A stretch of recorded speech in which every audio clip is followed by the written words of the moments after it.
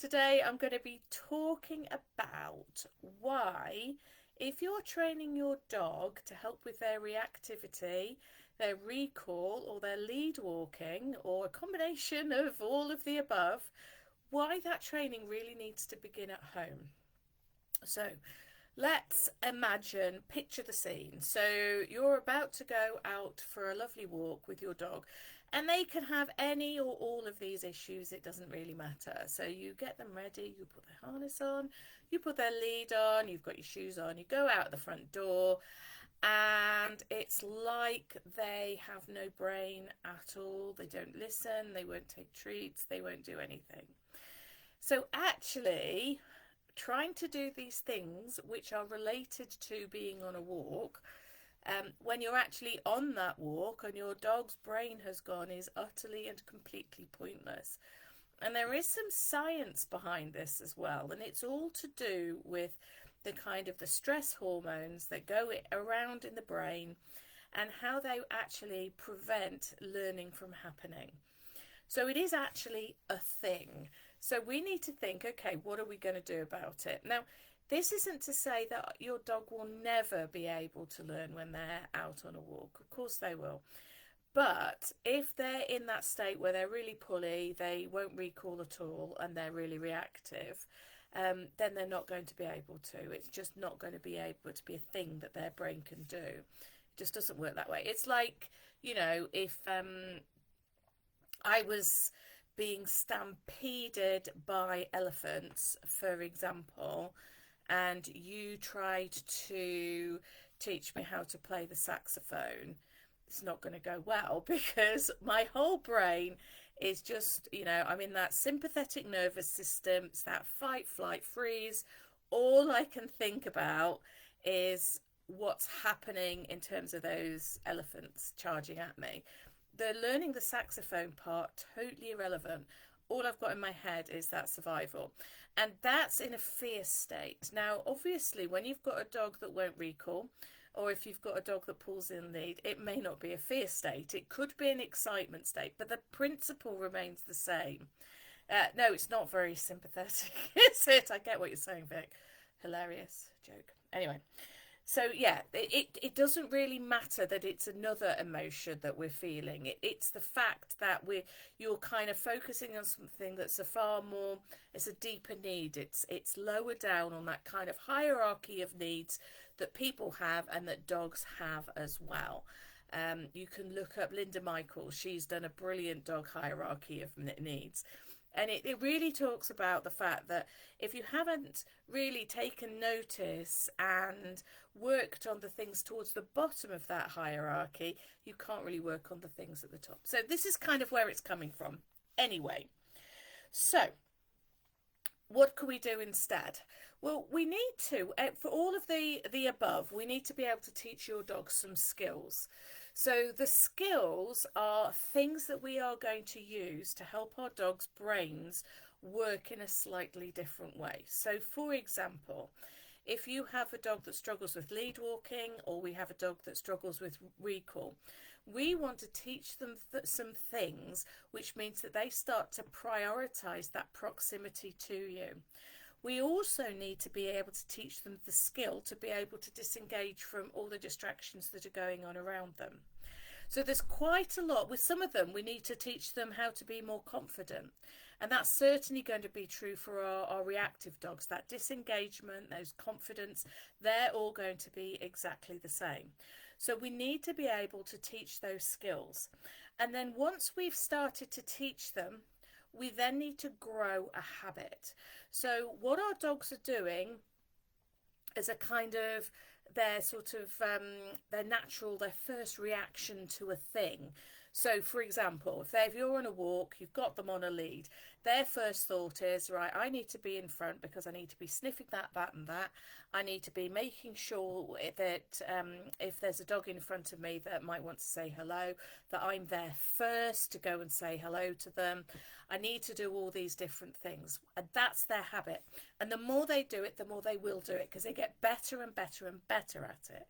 Whereas what we're going to do is we're going to change that habit. So I put on the lead, actually what I'm going to do is I'm going to hang out with you, because I've worked out that that is in fact the best deal for me. That's going to be the thing that's going to light me up the most. That's going to make this the best thing that's happened to me, rather than trying to do all those other things I was trying to do instead.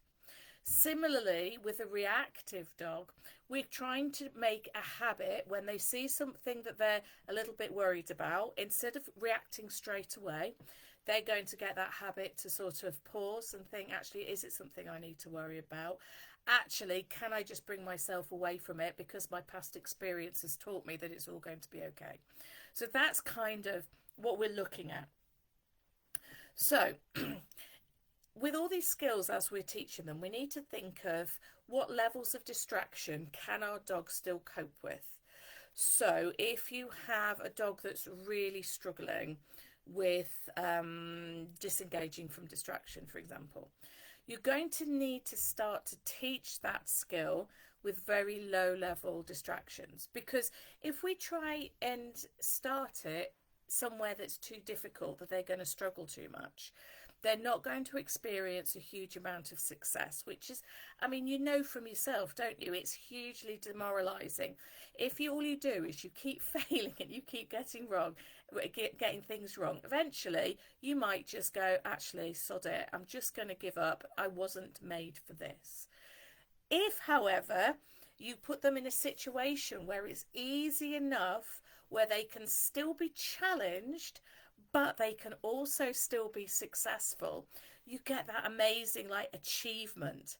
So from the dog's point of view, and for the dog's welfare and emotional point of view, you're doing something that's really positive to them. Putting a dog in a situation where that you're setting them up for failure is quite a punishing place for them to be. And as we know, we don't do punishment round here. So we need to set them up to succeed, and we do that by keeping the level of distraction as low as we possibly can. So initially that might be doing the training somewhere where the dog finds it really easy to concentrate. It's all super familiar. There's nothing weird around the place, like in your living room, for example. So again, let's look at recall, for instance. You can start training a recall in your living room. You know, your dog can get distracted by, pottering out and having a wander around the dining room, when you just call them to you. You can play little games of hide and seek, call them to you. So you're getting them to get in that habit of seeking you out, of searching for you. You can also do things like when you're just wandering around the house. How about you just reward your dog every time they come close to you? So they start to learn, actually, being close to you is the best place to be. It might, in fact, as a surprise, be even better than sniffing in the long grass at the opposite end of the field, which is what they normally do. Okay? But because that's what they've experienced over and over again, every time you've let them off a lead in the field, they've gone and sniffed over in the long grass. They're just going to keep doing that, because that fed back to them. That allowed them to be successful with something. That meant I can go and I can get all the good stuff going around in my brain from sniffing. So I'm going to do that. It's a really rewarding thing to do. You're calling, they go, what? This is really rewarding. Why? What's in it for me to actually come back to you? Whereas if we've reinforced and we've got them into that habit that proximity to you is super rewarding, you actually stand a little bit of a chance, and you're kind of also helping them to grow a bit of a muscle memory, so they hear that recall, I'm going to come straight back. And if you do that at home where those distractions don't exist, it's going to make a lot easier.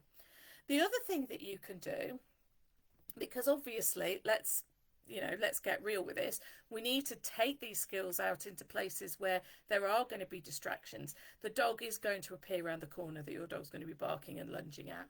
There are going to be, if you're going to let your dog off the lead, there are going to be nice sniffs. There's going to be other dogs around. It's going to be all those other things. You're going to have a dog that wants to get to the park as quickly as they possibly can. Those things are going to happen. So we need to start introducing distractions. And again, doing that at home means that we get to control it. We get to control the level of distraction.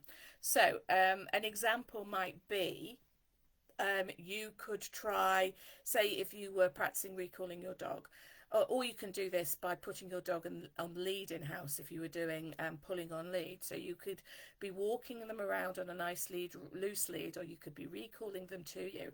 Well, somebody else maybe has a ball in their hand. Can they then still do the loose lead walking or recall to you while that person's got a ball in the hand? If the answer is yes, then brilliant. You've made that skill stronger. You've made, that dog better at doing what you wanted them to do. If they fail, it doesn't mean that it's game over and they're just rubbish and they're just going to keep on failing. You could maybe, instead of having someone standing there with a ball in their hand, you could maybe have them standing there with a couple of pieces of kibble in their hand, for example, if that's a lower level distraction for your dog. Or they could have, a toy that they kind of like a bit, but they're not that keen on. So you can change that level of distraction. So it's at that level where it still exists, but your dog can still succeed. Then you can start bringing it up little bit by little bit, but little by little bit. And you end up with this dog that's feeling amazingly good about themselves because they're succeeding over and over and over again. But you're still able to grow that skill. And the reason you're able to grow that skill is because you are in your home environment and you are controlling the level of distraction. Now, once you've done that in your home environment, then you might look in the garden and you might try and look at some sort of quieter places. And we have discussed this before.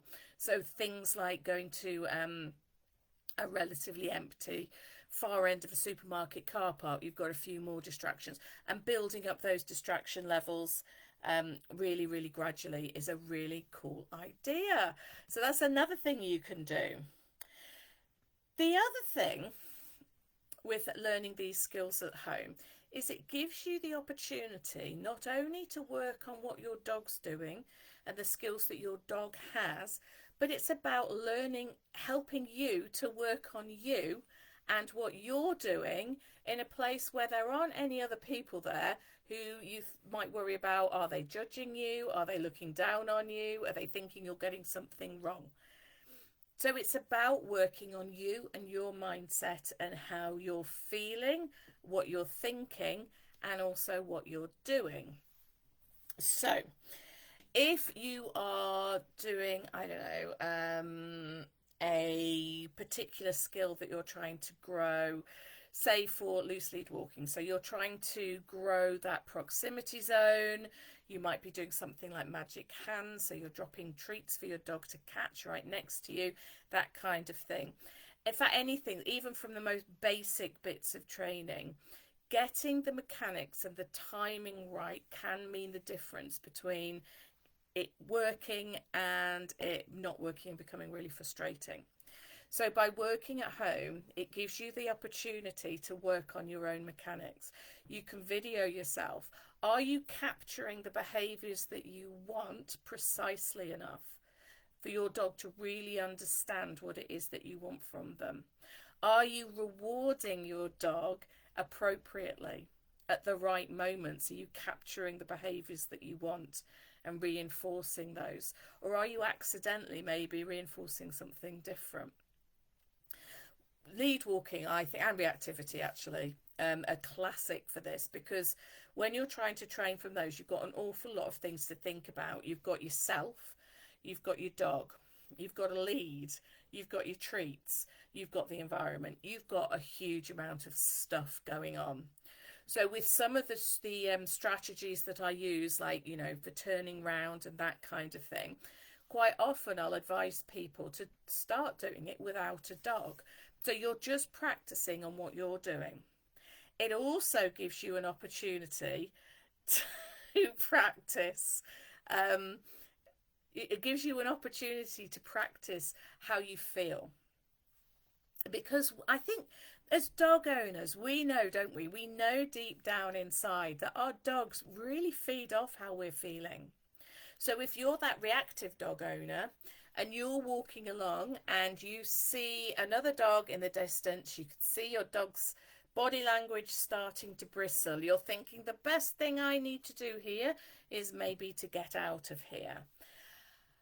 And if you go tense and your voice starts going like this, and you're trying to do whatever it is that you're trying to do, your dog is sitting there thinking there's really something to worry about here.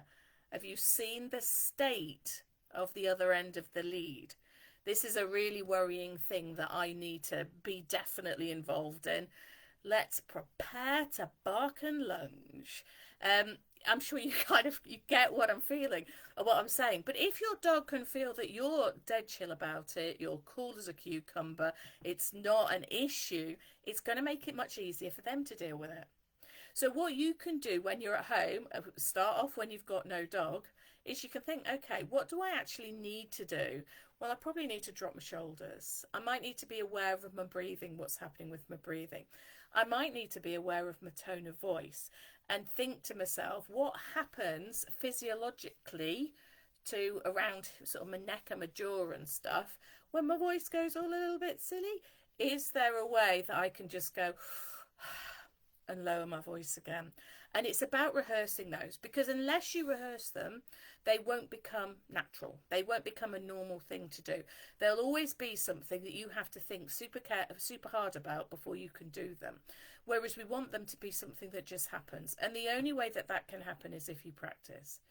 And I quite like having a little bit of a script of things to say when you're in this situation. So quite often we'll use a word, something like calm or easy or steady or something like that, and practice how you say it and link that with how you want your body to feel. So your shoulders being down, nice and relaxed, calm. And it sounds really silly, but it's true. The more you do it and the more you practice it, the easier that it will come when you're in those stress situations. Because it's the same as when, you know, you're teaching a child, for example. If they can do purposeful practice of a particular skill, it makes it much easier for or a particular, you know, way of mind. It makes it much easier for the pathways in their brain when they're under stress to go, all right, I know where to go here. It's an easy place to get to. That calm state is an easy place for me to get to. And that means you can do it even when you're stressed. So I'll come back to the comments in a minute, but I've just noticed Victoria said, I had to practice in the mirror to begin with. That is a fantastic idea, because you can then see what you're doing. Because, you know, we talk a lot about, you know, I talk a lot to clients and stuff about, you know, having a script, saying a word, whatever it is that comes nicely to you and how you say it. But actually, if you incorporate, make it a whole body thing, it's going to make it that bit more important. The other thing that I think is really nice for you to work on as well at the home is your own mindset. So how you're feeling about this. So if you've got, I'll use the example as a reactive dog. If you've got a dog that's barking and lunging and reactive, you think, oh my God, my dog is behaving like a complete idiot. Why can't I get him to behave properly? We need to move that mindset to one side. And we need to change it to look at it from the dog's point of view.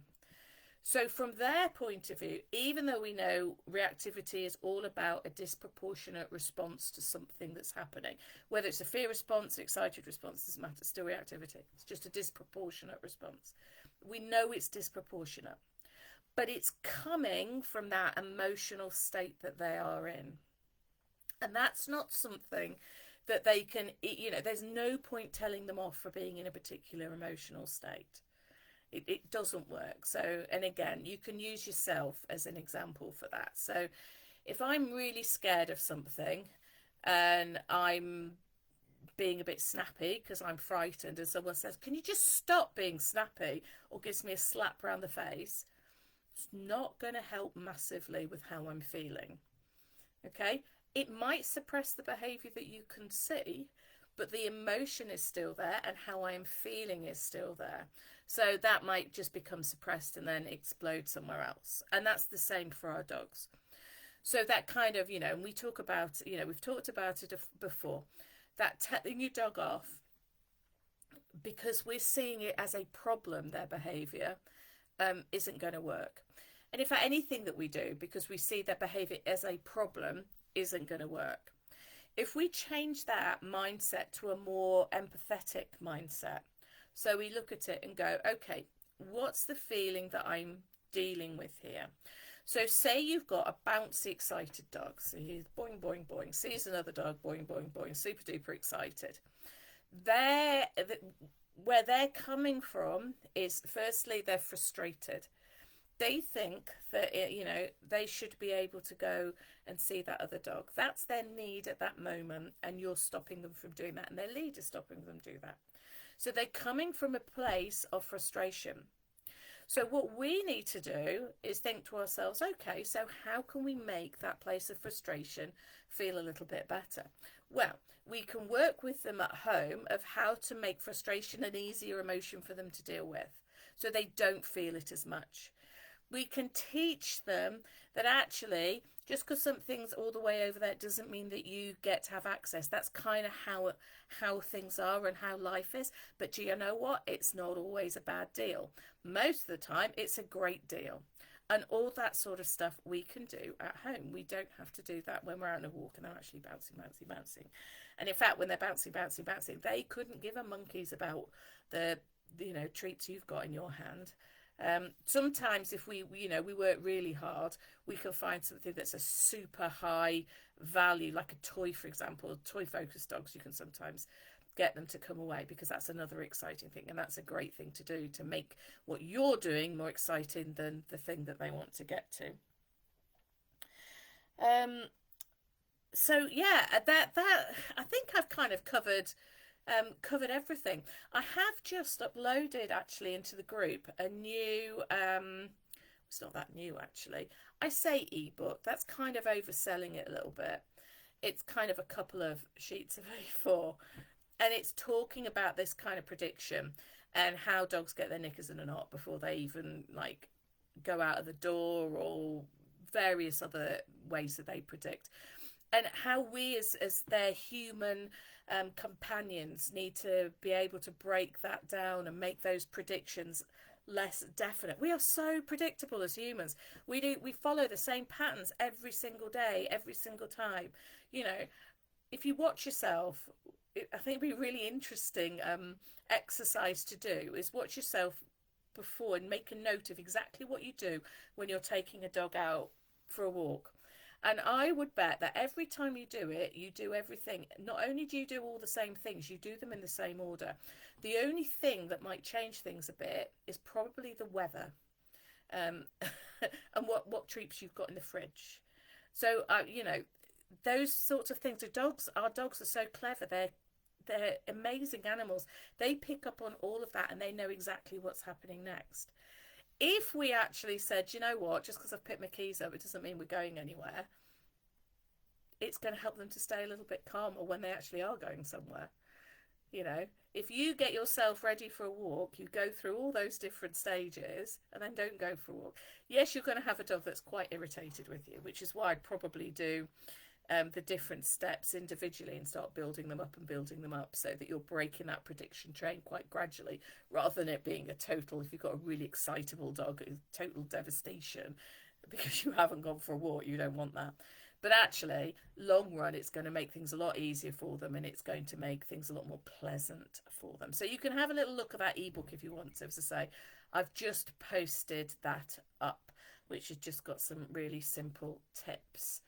Right, let me have a little look through the comments.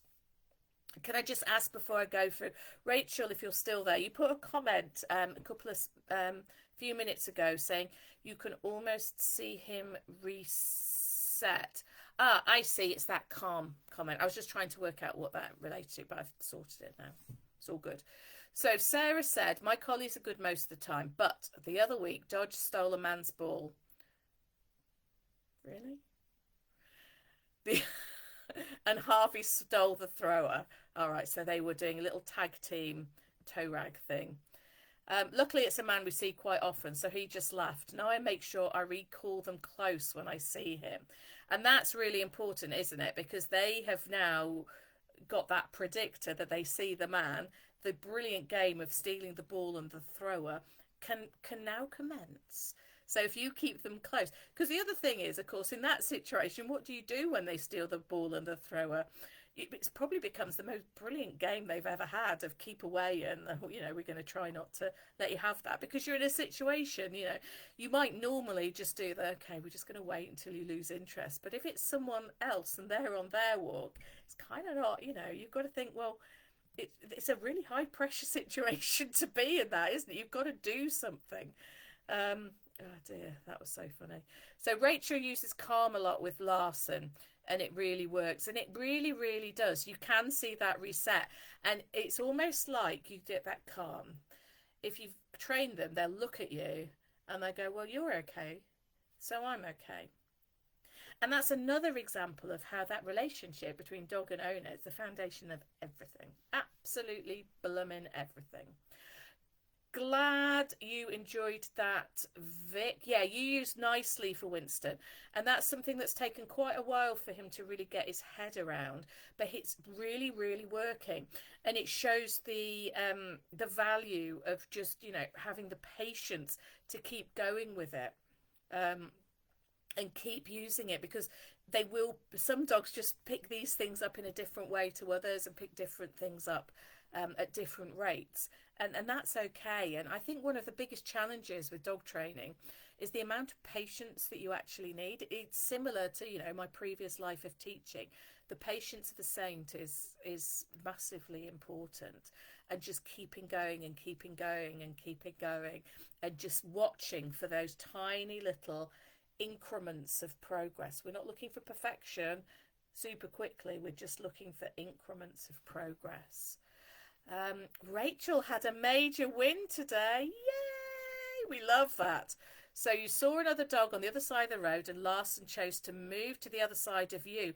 Ah, wonderful. So he put you as a barrier in between them, and he used to pull and lunge, so that's a massive win. And that's giving us some really interesting information about why he's pulling and lunging, and that it's a fear thing. And now he's worked out, actually, my alternative could be to create a barrier using Mum, because I trust her, but to help me feel safe. So now he's decided that he doesn't actually have to do the barking lunging, because he trusts you, Rachel. So he could just move to the other side, and that's a much better way of coping with it. Because when the barking and lunging stops, it then keeps all those kind of dopamine and all those other, addictive things from going on in his brain. So it means he's less likely to do it again. Absolutely perfect. Yeah, totally fair. Yeah, sounds absolutely like it. Settle and calm works well with your collies. Yeah, it does. And that's something that I've seen as well. And you can, I was talking to a client, it was just yesterday actually, it was a brand new client, and they've got a little pocket bully who, one of the most stressed dogs I think I've ever seen. And one of the people that lived with them was someone that had struggled with her health, and struggled with stress quite a lot as well.